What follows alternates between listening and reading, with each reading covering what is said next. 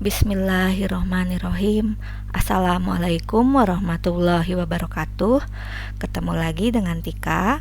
Pada kesempatan kali ini saya akan membahas bagaimana cara saya pribadi melakukan pemetaan ruang lingkup materi pokok dan submateri pokok pada mata pelajaran IPA Biologi fase E dan fase F di kurikulum Merdeka. Pemetaan ruang lingkup materi ini sangat penting karena dapat menentukan sejauh apa, sedalam apa, ataupun seluas apa materi pokok yang akan kita ajarkan kepada siswa. Namun memang kerap kali tahapan ini dilewat ya, karena kita terbiasa dapat SKKD itu given gitu dari pemerintah, sudah jelas pemetaannya di tiap tingkat kelas. Akan tetapi di sini karena di kurikulum Merdeka, karena di fase F kelas 11 dan kelas 12 itu gabung gitu, jadi kita harus punya inisiatif sendiri kalau menurut saya, berdasarkan bisa berdasarkan kemampuan berpikir, bisa berdasarkan prasyarat mata pelajaran atau submateri pokok sebelumnya begitu. Nah, apa saja yang harus kita siapkan? Pertama, tentu saja referensi dari capaian pembelajaran tahun 2022 dan tahun 2024 dan file Excel. Saya tidak membuat yang rumit-rumit ya, hanya begini saja. Dan kita hanya akan membandingkan antara pemahaman IPA di CP 2022 dan CP 2024 karena untuk keterampilan prosesnya saya kira tidak mengalami banyak perubahan. Baik, di sini saya juga sudah menyiapkan CP-nya. Ini yang tahun 2022 fase F. Lalu yang ini fase E-nya. Kemudian ini yang tahun 2024 fase E. Dan di bawah ya. Di bawah sekali nanti pemahaman biologi untuk fase F. Nah, bagaimana caranya? Tentu saja Bapak Ibu pertama harus memiliki pengetahuan awal penguasaan materi ya. Misalnya di fase E, atau langsung aja sih di sini misalnya tulis fase E kelas 10. Disiapkan di sini tulisannya keanekaragaman makhluk hidup, sudah saya copy, virus dan peranannya. Kemudian inovasi teknologi biologi di sini, lalu komponen ekosistem dan interaksi antar komponen ekosistem serta perubahan lingkungan. Di sini komponen ekosistem dan interaksinya saya gabung menjadi materi pokok yang sama ya. Dan perubahan lingkungan itu berdiri sendiri. Sehingga di CP 2022 itu kebanyakan ke hati virus sama inovasi itu satu semester, kemudian ekosistem perubahan lingkungan di semester 2. Nah, berbeda dengan CP tahun 2024 ada perubahan karena di sini harus tarik ke atas lagi ya. Karena di sini nah, kata-katanya ya.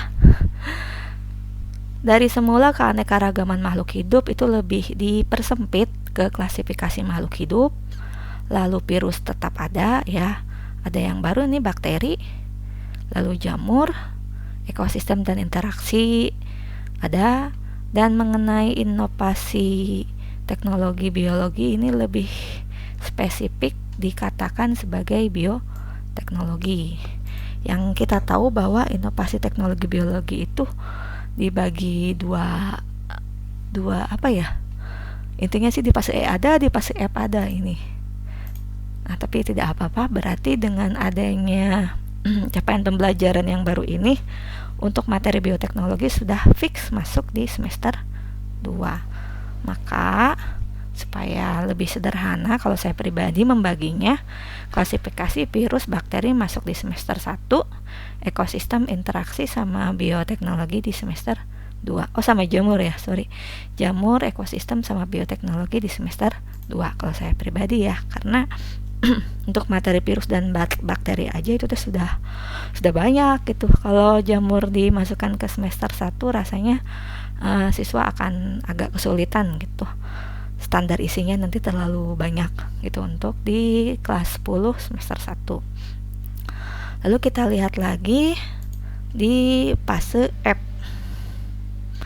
Fase F untuk CP 2022, nanti kan fase F digabung ya, kelas 11 sama kelas 12. Nah ini yang suka ngebingungin saya nih, jadi mana yang harus dimasukin kelas 11, mana yang harus dimasukin kelas 12 ya. Tapi setelah ditelaah ternyata mirip dengan KTSP. Misalnya di sini ada struktur sel, lalu bioproses, yang 3 itu transport, pembelahan sel, sama mohon maaf, di metabolisme selnya nggak ada ya kalau di CP 2022. Nah lalu di sini ada struktur dan sistem organ dan fungsinya. Nah ini kita dibebaskan batasannya mau sampai mana. Kalau saya pribadi lebih suka 3-4 materi ya. Jadi sistem pernapasan, pencernaan, dan ekskresi. Sistem pernapasan karena kaitannya kan dengan materi metabolisme, ada sistem pencernaan untuk perbaikan gizi juga masuk, sistem ekskresi untuk osmoregulasi juga penting ya, walaupun ya tentu saja sistem syaraf, hormon, imunitas, dan lain-lainnya juga penting. Tapi saya pribadi kalau disuruh milih 3 aja gitu ini, karena kalau semuanya terlalu banyak. Dan kalau ada waktu tentu saja sistem reproduksi ya di sini. Tapi saya biasanya masukkan ke pengayaan karena siswa kelas 11 tingkat SMA ini kan pendidikan terkait sistem reproduksinya mungkin agak kurang ya, selain di ranah-ranah atau koridor religi gitu. Nah, alangkah baiknya kalau kita memberikan pengayaan ataupun materi pokok ya, jika memungkinkan dimasukkan ke silabus untuk pembelajaran khusus sistem reproduksi, karena kaitannya dengan kesehatan. Kemudian nanti juga ngasih tahu tentang misalnya keluarga berencana dan lain-lain gitu. Nah lanjut, jika dibandingkan dengan CP tahun 2024, kita split dulu. CP tahun 2024 yang ini ya, di bawah kita rinci struktur sel, pembelahan sel, transport pada membran, metabolisme dan sintesis protein.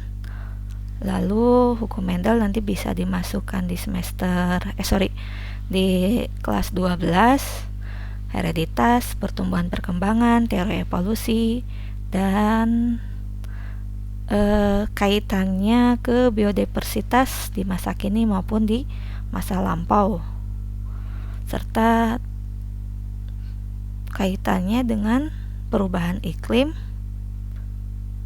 Ini struktur organ udah ya dimasukkan ke atas tadi. Nah begitu kira-kira perbedaannya untuk fase F. Jadi di sini saya ngasih batasan bahwa pertumbuhan dan perkembangan tadi ada ya, enzim dan metabolisme ada, pewarisan sifat untuk hukum Mendel ada, tetapi di CP 2022 itu tidak eksplisit menyatakan tentang pewarisan sifat pada manusia, hereditas pada manusia. Nah, hanya memiliki kemampuan menerapkan konsep pewarisan sifat gitu. Karena kan pewarisan sifat tuh pertama melihat dari hukum Mendelnya dulu, lalu baru kaitannya dengan hereditas pada manusia, karena banyak penyakit terkait kromosom X atau kromosom Y yang dapat diturunkan dengan menggunakan salah satunya teori-teori pada hukum Mendel gitu. Karena di CP 2024 ini disebutkan, ya apa boleh buat kita masukkan. Jadi ini yang ditandai kuning itu yang berbeda ya, yang berbeda dengan CP tahun 2024. Kemudian di inovasi teknologi biologi itu karena udah naik bioteknologinya ke atas ya, ke kelas 10, jadi mungkin dianggapnya udah tuntas. Kita tandai dulu untuk inovasi. Nah, karena memang saya pas baca CP 2022 agak bingung. Inovasi teknologi biologi itu ada di kelas 10 dan ada di kelas 12 gitu. Jadi bingung nanti batasan-batasannya sampai mana.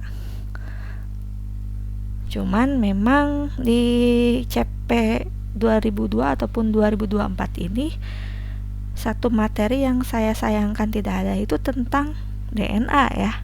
Tentang DNA, RNA, walaupun di kelas 11 di sini ada tentang sintesis protein ya. Nah, ini sintesis protein juga PR bagi saya untuk menentukan kedalamannya mau sejauh apa.